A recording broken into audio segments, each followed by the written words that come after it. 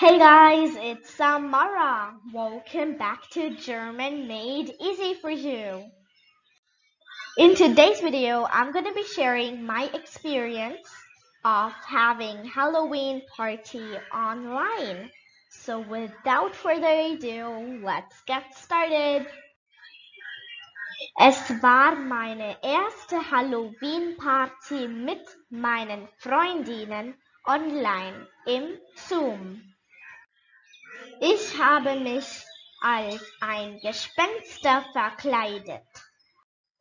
Ich habe auch ein gruseliges Ambiente gemacht. Ich habe das Licht ausgeschaltet und nur ein goldenes Licht auf mein Gesicht gesetzt. Wir haben einen kleinen Horrorfilm gesehen, Spiele gespielt und am Ende noch getanzt, doch wie ein Gespenster.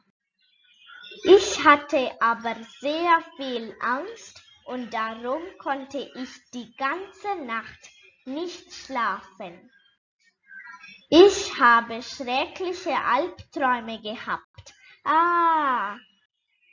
Thanks for watching, guys. I hope you liked my video. If you did, smash the like button and hit the subscribe button. Danke sehr, auf Wiedersehen, tschüss und bis bald. Oh nein, ist das ein Gespenster?